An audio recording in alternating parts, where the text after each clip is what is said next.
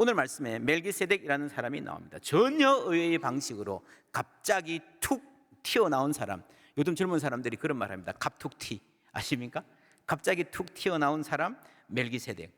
이 전쟁에서 이긴 아브라함에게 왕들이 나옵니다. 도움을 입은 왕들이. 거기에 제사장이 나와가지고요, 아브라함이 뭐 축복해 줄 줄 알았는데 오히려 이 멜기세덱이 축복해 주고, 아브라함은 경의를 포함하면서 멜기세덱이라는 분에게 11조를 드리는 장면입니다.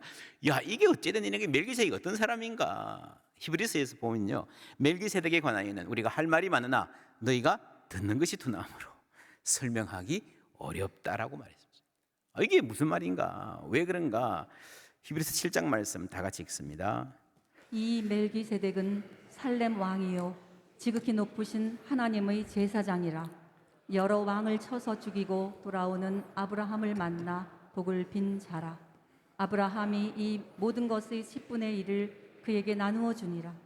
그 이름을 해석하면 먼저는 의의 왕이요 그 다음은 살렘 왕이니 곧 평강의 왕이요 아버지도 없고 어머니도 없고 족보도 없고 시작한 날도 없고 생명의 끝도 없어 하나님의 아들과 닮아서 항상 제사장으로 있느니라. 이 사람이 얼마나 높은가를 생각해보라. 조상 아브라함도 노량물 중 10분의 1을 그에게 주었느니라. 아멘. 아버지도 없고 어머니도 없고 족보도 없고 시작한 날도 없다라는 말은 진짜 부모가 없이 뭐 박역거세처럼 아래서 태어났다 이런 말이 아니고요, 성경에 안 나온다는 말입니다. 갑자기 나타났다가 갑자기 사라지는. 그런데 너무너무 중요한 분인 것 같다라는 인상만 주고 사라지는 거예요. 그래서 저 사람 뭐야? 저분 뭐야? 라는 의문이 남는다는 겁니다. 이러보던 젊은이가 회사에 취직했어요. 사장님이 계세요. 저분이 오너고 저분이 최고다, 저분 마음에 들어야 돼 하고 직장생활 열심히 하는데, 어느 날 자기 직장에 어떤 분이 오셨어요. 사장님이 깍듯하게 인사합니다. 누구시지? 중요한 손님인가? 그러는데 이분이 딱 사장 의자에 앉아가지고 보고도 받고 업무 지시도 하고 그래요. 이게 뭐지? 사장 위에 아무도 없는 줄 알았는데. 여러분, 이 회사가 조그만한 중소기업이라면 그게 맞습니다. 그러나 세계적인 규모의 회사라면요, 사장이 있지만 사장 위에 또 누가 있을 수 있잖아요. 그렇죠. 바로 그런 이야기입니다. 우리 회사가 내가 생각한 것보다 훨씬 크구나. 아브라함이 굉장히 주인공 같지만 그것보다 훨씬 더 큰 어떤 계획이 우리는 모르지만 하나님의 크신 계획 안에서 진행되고 있구나 하는 것을 살짝 보여주는 게 멜기세덱이라는 이름입니다. 여러분, 인간은 다 생각이 좁아요. 요나가 그랬잖아요. 요나는 선지자였습니다. 그럼에도 불구하고요, 하나님은 우리 이스라엘을 사랑하시고 다른 민족은 별로야, 그 중에서도 우리를 괴롭힌 사람들은 바로 쳐 죽여야 돼 그랬는데, 그 하나님이 니느웨도 사랑하시고 아끼신다 그랬잖아요. 요나의 하나님은 너무 작았습니다. 초대교회 사람들이 예수님이 제사장이시다, 참 제사장이시다 이렇게 설명하고 전도했습니다. 그러니까 사람들이, 유대인들이 뭔 소리야, 제사장은 레위인들만 해야 되는 건데, 12지파 중에 여러분 레위 지파만 제사장해야 되는데 예수는 레위인 아니잖아, 유다지파잖아 라고 항변했습니다.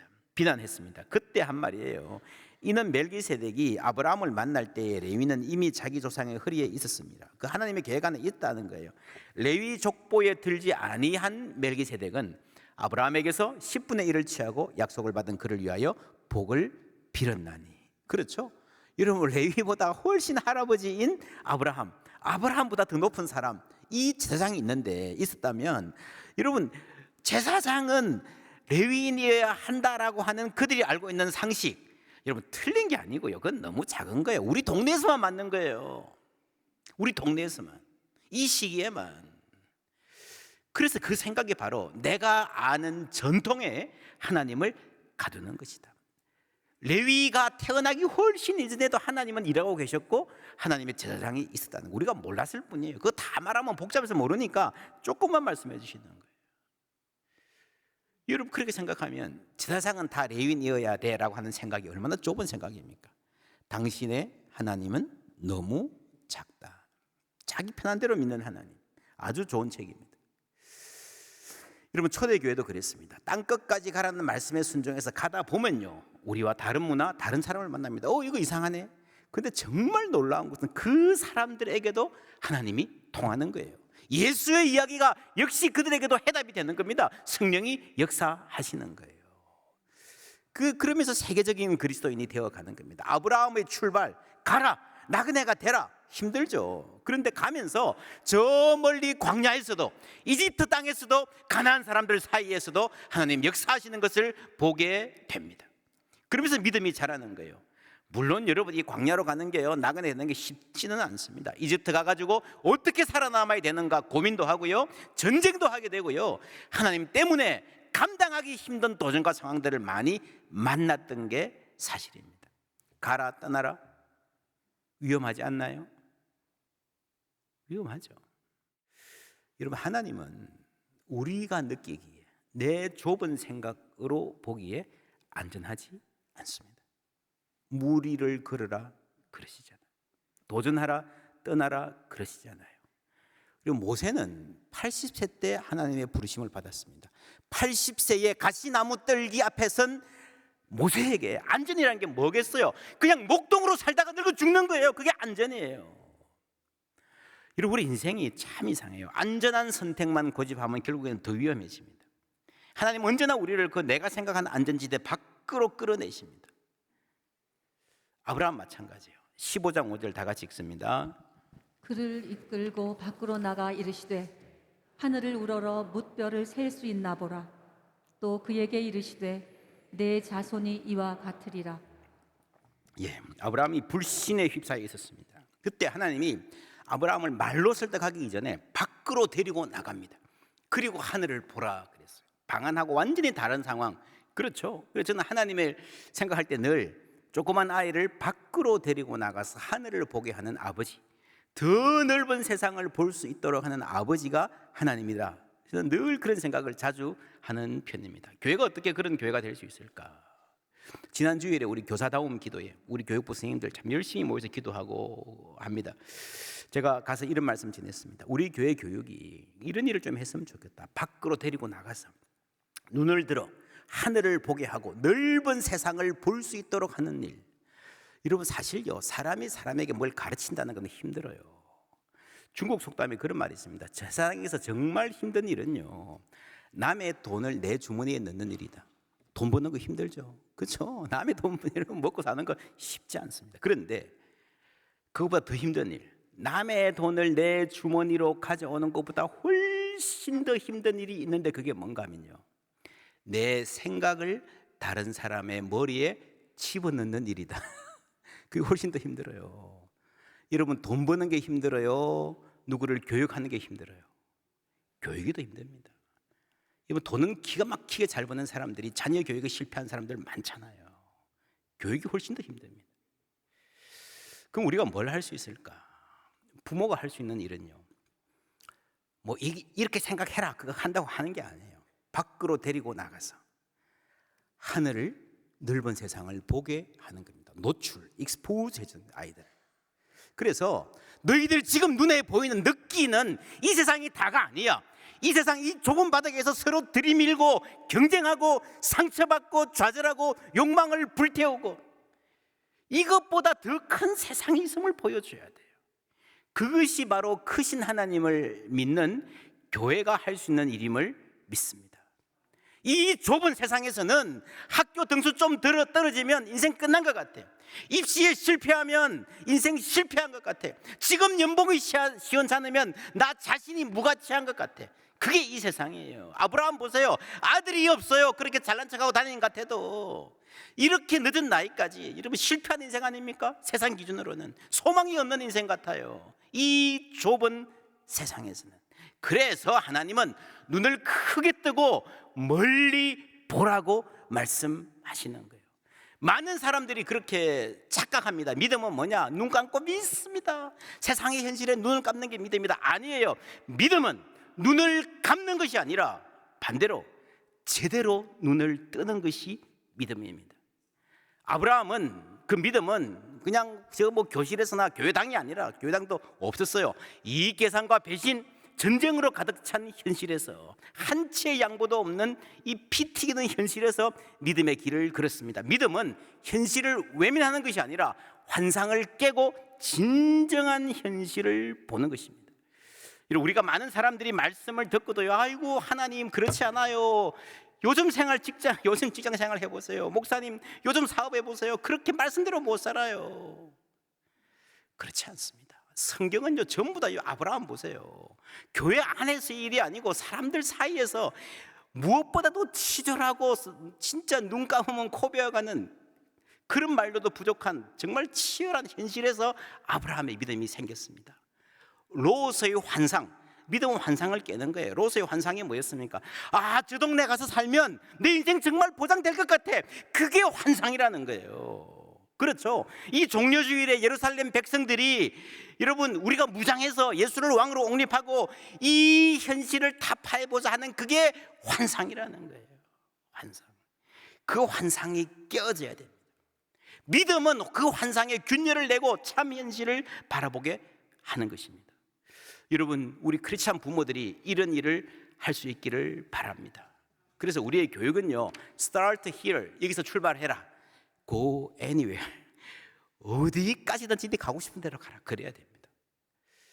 어디까지 갈지 우리는 모릅니다. 그렇지 않습니까? 이 자녀들이 여러분, 부모가 간 것보다 더 멀리 가야 돼요.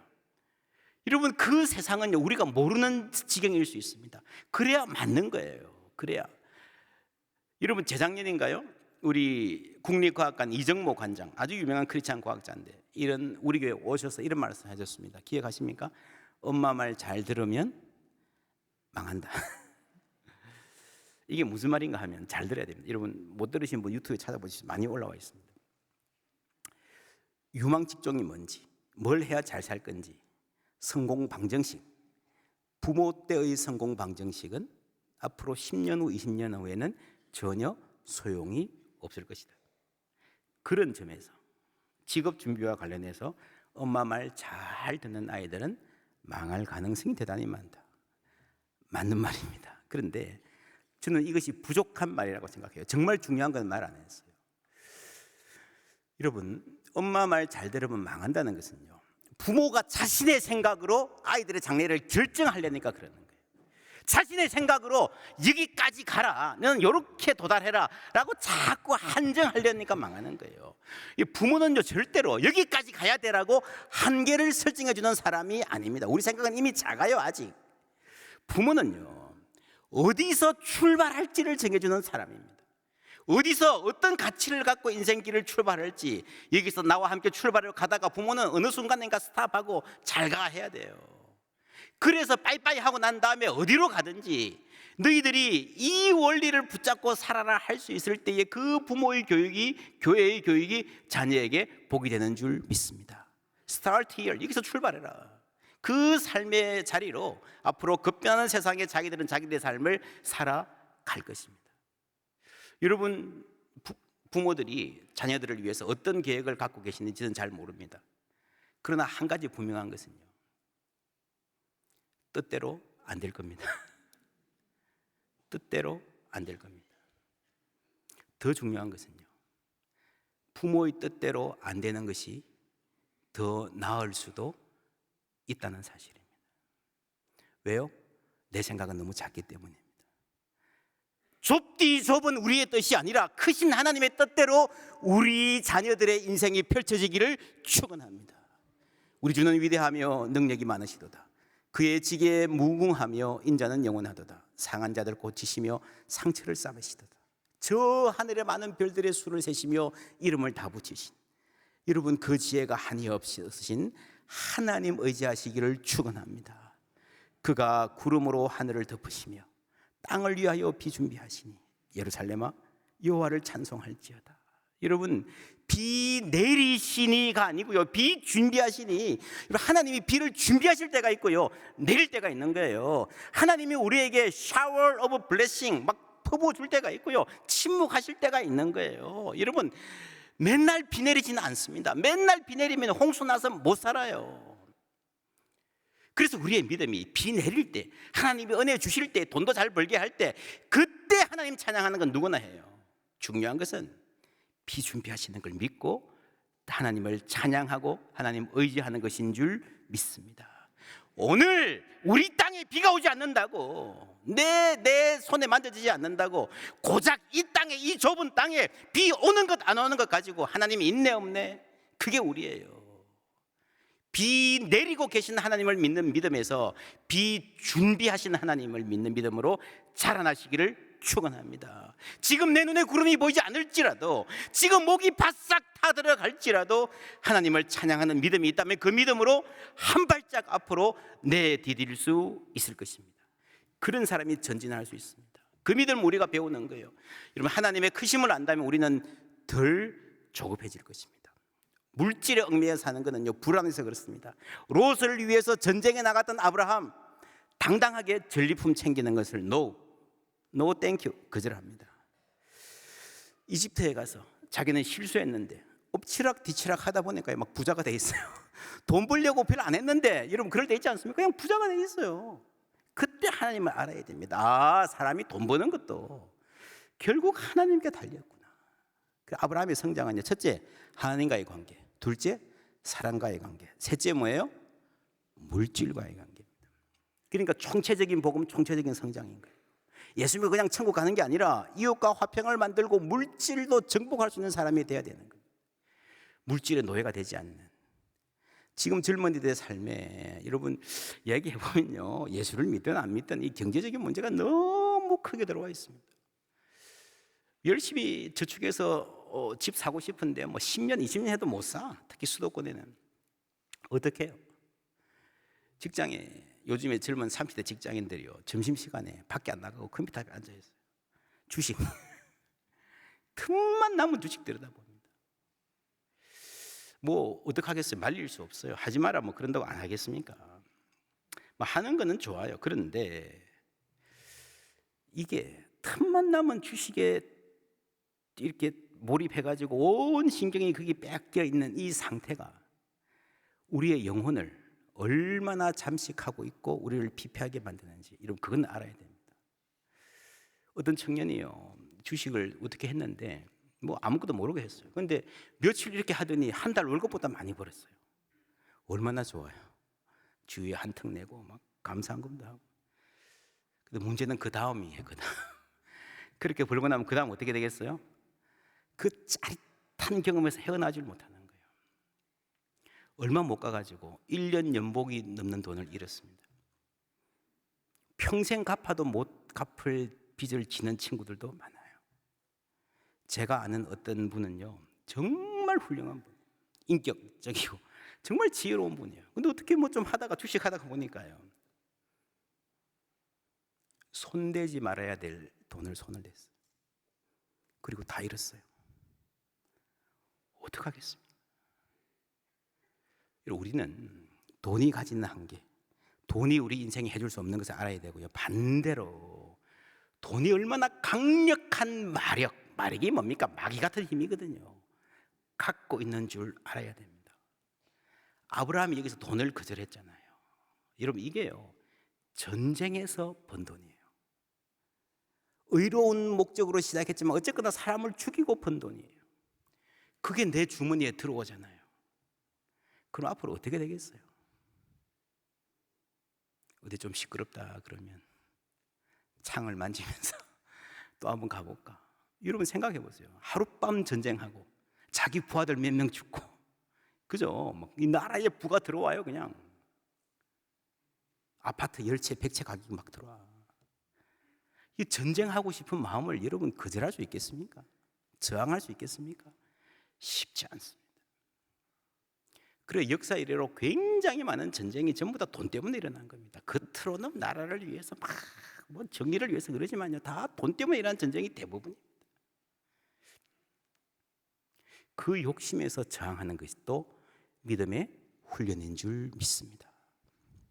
그리고 우리가 하나님의 크심을 알면 차별과 배제가 자리를 잃을 것입니다. 유대인들은 이방인을 차별하고 배제했습니다. 하나님이 우리 편이라 생각했습니다. 우리 편 맞지만, 이스라엘을 특별히 생각하시는 건 맞지만요, 이스라엘만 위하시는 분이 아니에요. 보수적인 사람들, 진보적인 사람들 다 하나님이 자기 편이라 생각해요. 여러분 그릇이 크다, 무슨 말입니까? 굉장히 보수적인 분인데 진보적인 사람도 품습니다. 굉장히 진보적인 분인데 보수적인 사람들하고도 대화가 돼요. 한국 사회에 옛날에는 그런 어른들이 많았습니다. 지금은 눈 씻고 찾아봐도 없어요. 이것이 오늘 한국 사회의 아픔입니다.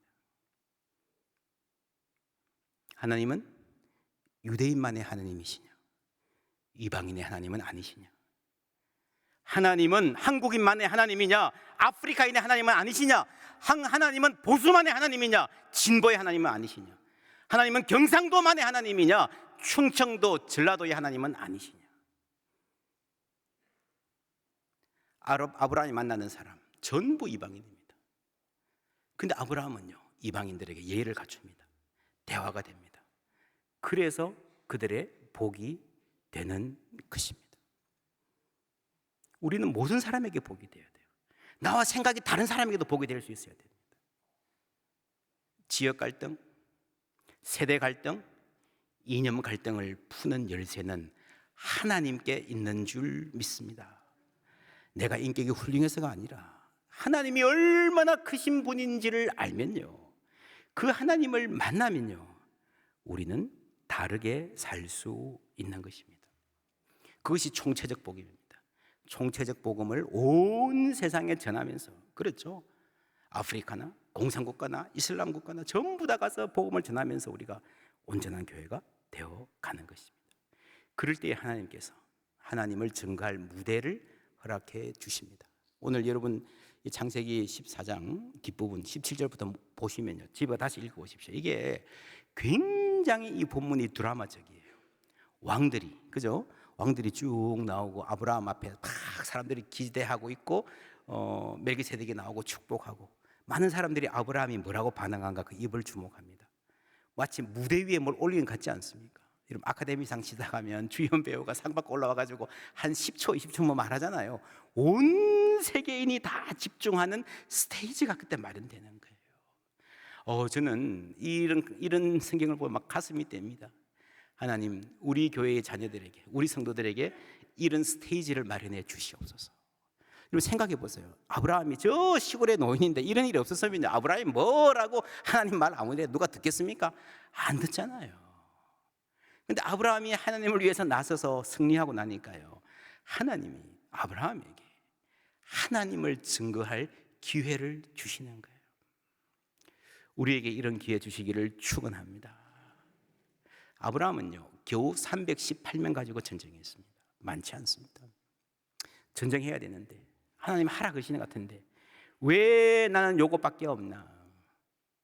사업을 시작해야 되는데 자본금 왜 이것밖에 없나? 왜 좀 넉넉하게 안 주시나? 안심하고 하도록.